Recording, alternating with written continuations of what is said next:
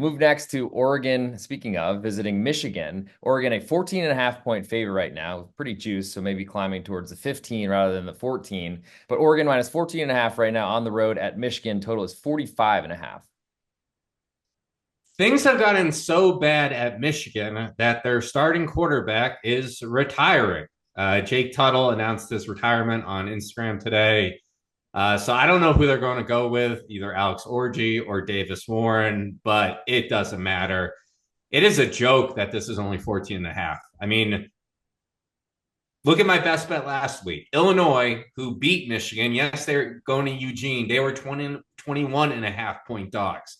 So you're saying that the big house is worth 7 point, probably more because Illinois is a better team than Michigan? No.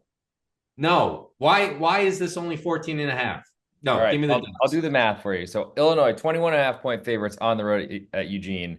Give 6 points for, let's say, or I mean, the standard is 3 points. Let's just use that as not baking in any extra for the duck calls or whatever you have to deal with in Eugene. But so 21.5 turns to 18.5 turns to an 11.5 point spread if you're just going 3 point home field advantages. So I mean, that does potentially show that there's a little bit of a difference between Michigan and Illinois in the odds makers area, but also not sure that there's been a lot of expectation.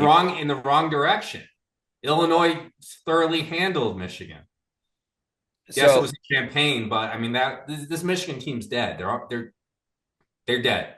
what I was gonna get to is I don't think a lot of sports books are expecting quarterback retirements in the middle of the day. And so when that occurs, maybe we'll see this line climb. Maybe that's why the juice is pointing that direction and potentially moves higher.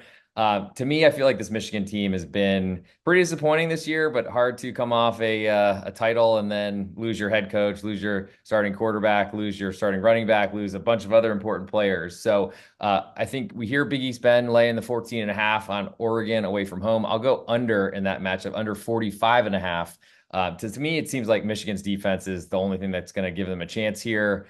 But I just don't know they can score enough. And honestly, with blowouts in football games, that I feel like generally tends and points towards an under.